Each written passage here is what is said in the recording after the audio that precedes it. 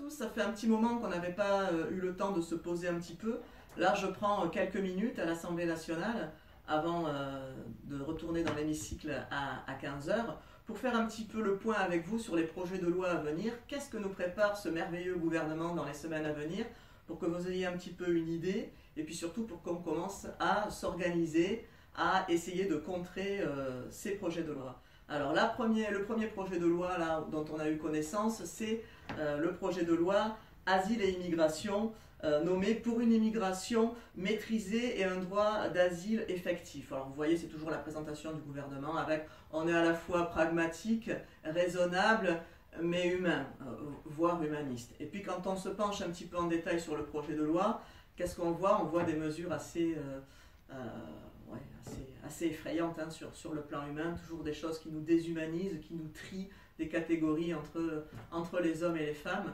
Vous avez par exemple, au lieu de réfléchir sur la criminalisation à la fois des migrants, des réfugiés, des sans-papiers et des aidants, c'est-à-dire ceux qui les aident, hein, ceux qui sont tout simplement humains et qui ne les laissent pas crever, et qui les hébergent, voilà, et voire, soyons complètement dingues, qui les aident à faire des démarches, hein, qui sont passibles d'une peine d'emprisonnement et évidemment d'une amende de plusieurs milliers d'euros. Au lieu d'avoir une réflexion sur ça, non. On confirme qu'il y a bien l'enfermement. L'enfermement est même doublé, hein, puisqu'il peut passer à 90 jours. Actuellement, c'est 45 jours maximum, voire 135 jours dans certains cas. Voilà.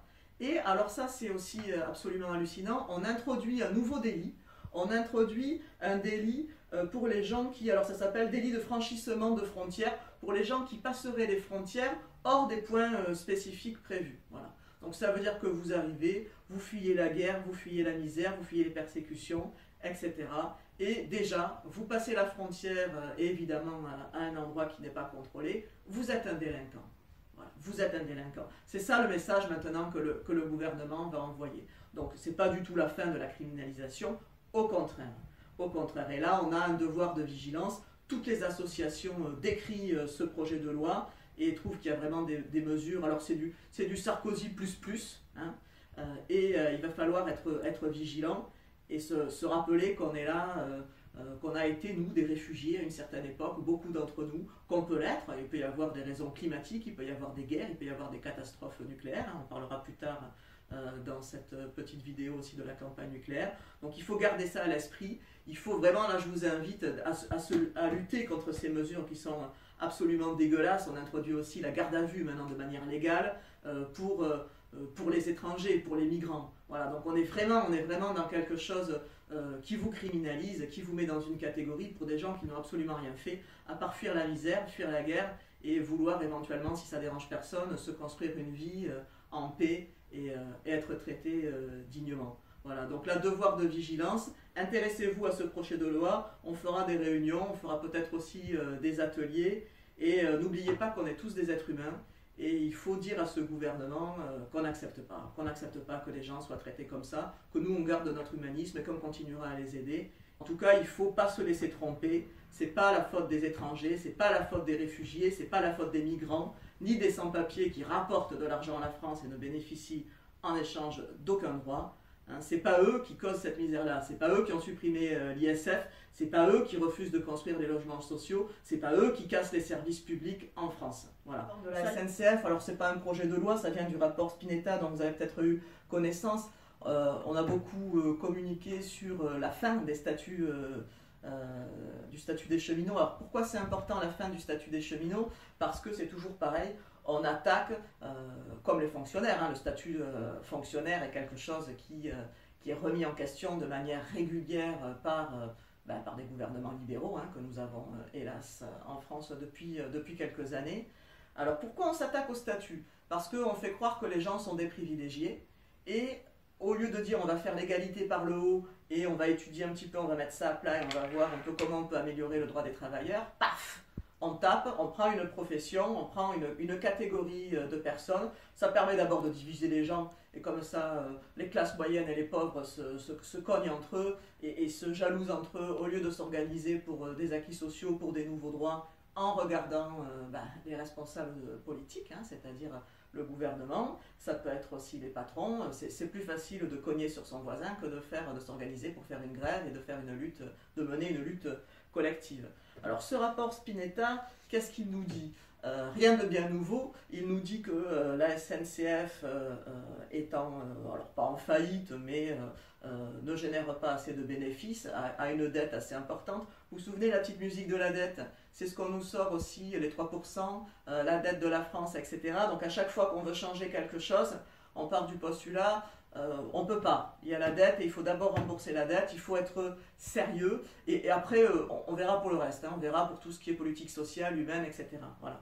Alors là, pourquoi c'est dangereux ce rapport? D'abord parce que si vous cassez le statut des cheminots, encore une fois c'est l'égalité par le bas qui gagne, mais au-delà de ça, il y a une mise en danger de toutes les petites lignes. On pense, pour ceux qui connaissent un petit peu l'Angleterre et qui ont déjà pris le train là-bas, c'est un peu la même situation qu'en Angleterre où vous avez uniquement ce qui est rentable qui est préservé. C'est-à-dire vous avez toutes les petites lignes, ce qu'on appelle les lignes secondaires, qui sont très utiles aux gens qui n'ont pas de voiture, à l'aménagement du territoire pour aller travailler, etc.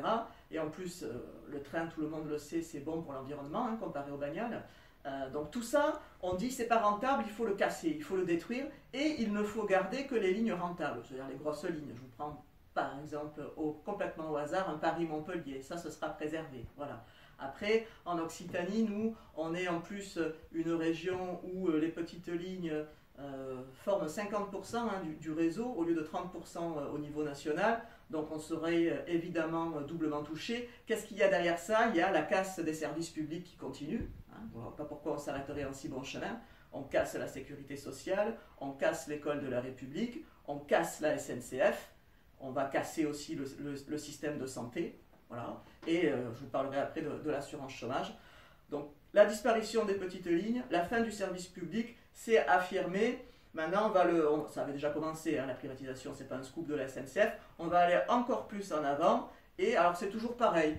On pointe un dysfonctionnement, c'est-à-dire les dettes. C'est pareil pour la Sécu, hein, qui en réalité, le trou de la Sécu n'existe pas.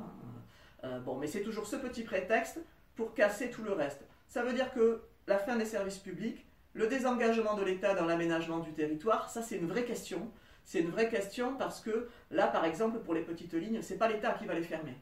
Le gouvernement ne va pas fermer les petites lignes. Par contre, il va transposer la responsabilité aux régions, puisque lui, il sort du jeu. Avant, il y avait des conventions tripartites, État, région et SNCF. Et maintenant, l'État s'en va. Et la convention, qui c'est qui la signe? C'est région SNCF. Mais le budget des régions ne va pas augmenter. Donc ça veut dire que l'État, lâchement, hein, on peut le dire, dit à la région, maintenant c'est à vous de voir avec cet argent ce que vous pouvez faire ou pas, ce que vous pouvez préserver ou pas pour les gens. Voilà. Donc ce rapport Spinetta, évidemment, alors il ne pointe pas les grands projets inutiles, hein, la gare de la Mogère, 200 millions d'euros, 8 trains par jour, en plus en PPP, donc les gens vont continuer à payer parce que ce ne sera pas rentable. Ça ne leur pose pas de problème, ça c'est pas un souci. Alors, qu'est-ce que ce gouvernement aussi nous prépare? La réforme de l'assurance chômage. Alors, qu'est-ce qu'il y a derrière l'assurance chômage? Pourquoi ils veulent la réformer? C'est toujours pareil. Ils veulent en fait le faire passer petit à petit au privé. Alors, avec aussi derrière l'idée, ça c'est très important parce que c'est la fin de la lutte des classes et de la responsabilité collective, c'est la responsabilisation du chômeur toujours un peu louche, hein, du chômeur, est-ce qu'il cherche vraiment du travail? Il a refusé peut-être des offres d'emploi qui ne correspondaient pas à ses qualifications, est-ce qu'il ne le fait pas exprès? Clairement, on déresponsabilise l'État, la société et la politique actuelle, et on transfère la responsabilité vers l'individu. Donc vous avez là une seule personne qui se retrouve accusée de sa situation, ou en tout cas responsable, et vous avez le collectif à côté, qui dit n'y être pour rien. Donc qu'est-ce qu'on fait quand quelqu'un, c'est comme un enfant, hein, et qu'il est feignant, etc., etc. Eh bien, on prend la petite baguette et on lui met une petite tape sur les doigts. Donc ça va être un durcissement, un aggravement des contrôles, etc. Mais aucune remise en question, vraiment, et aucune réflexion sur quand est-ce qu'enfin on va partager les richesses et le travail dans ce pays. Et quand est-ce qu'on va avoir une réflexion sur pourquoi on ne passerait pas aux 32 heures. Déjà aux vraies 35 heures, puis aux 32 heures. Voilà. On peut supprimer l'ISF, etc. Mais on voit bien que ça ne sert absolument à rien, si ce n'est à aggraver l'écart entre les pauvres et les riches. À un moment donné, on va être obligé de se poser les questions-là. Et je crois que ce projet de loi est un biais pour mettre le pied dans la porte et pour ramener ces sujets-là au cœur de la discussion. Alors dans les événements à venir du mois de mars, il va y avoir quelque chose d'assez intéressant, c'est la campagne pour sortir du nucléaire. Alors ça c'est la campagne France Insoumise. Donc là je sors un petit peu du registre de l'Assemblée nationale, mais pas tant que ça, parce que je suis dans le groupe France Insoumise.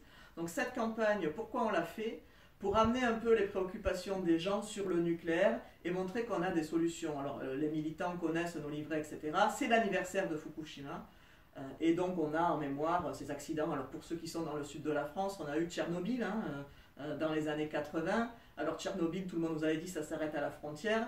On voit bien aujourd'hui que l'industrie nucléaire en réalité est un peu à bout de souffle parce que ça nécessite énormément d'argent, ne serait-ce que pour la maintenance. Et comme la maintenance en plus est souvent sous-traitée à des partenaires extérieurs, avec des appels d'offres contraints au niveau des coûts, etc., on se rend compte qu'il y a plusieurs endroits où les centrales nucléaires sont, sinon défaillantes, en tout cas potentiellement dangereuses. Il y a des fissures comme ça, qu'on colmate un petit peu à la va-vite. Donc cette campagne pour sortir du nucléaire, c'est l'occasion de montrer un petit peu aux gens qu'une autre société est possible, qu'une autre voie est possible, qu'il faut penser à l'environnement, mais aussi aux gens qui travaillent là. Comment on fait? Qu'est-ce qu'on fait de ces travailleurs? Comment on fait en sorte qu'ils préservent leur emploi? Comment on développe enfin les formations aux nouveaux métiers des énergies renouvelables?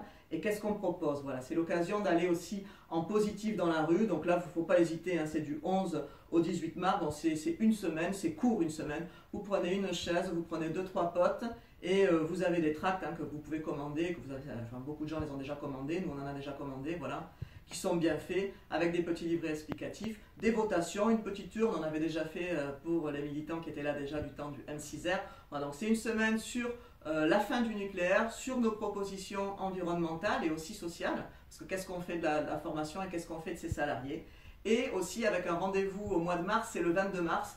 Alors le 22 mars, qu'est-ce que c'est? C'est à la base les cheminots qui lancent une journée de grève pour protester contre le rapport Spinetta dont je vous parlais tout à l'heure, et se joint c'est une très bonne surprise, mais qui n'est pas vraiment une surprise en réalité, parce qu'on sent dans ce pays quand même une grogne, une rage et une colère face à cette injustice sociale et à ces inégalités qui s'accentuent, et cette colère et cette rage grandissent, et autant l'exprimer dans des manières de lutte positives. Donc c'est une grève le 22 mars qui sort des frontières de la SNCF, et c'est tant mieux, qui devient interpro. Et bien évidemment, je participerai à cette manifestation et j'invite tout le monde à participer, à se prendre en main, à envoyer un signal fort au gouvernement pour lui dire « Faites attention, votre mépris, votre arrogance, votre politique antisociale, on la voit, on n'est pas bête, on n'est pas aveugle et on va se tenir debout devant vous voilà, pour lutter et affirmer qu'une autre voie est possible. » Voilà.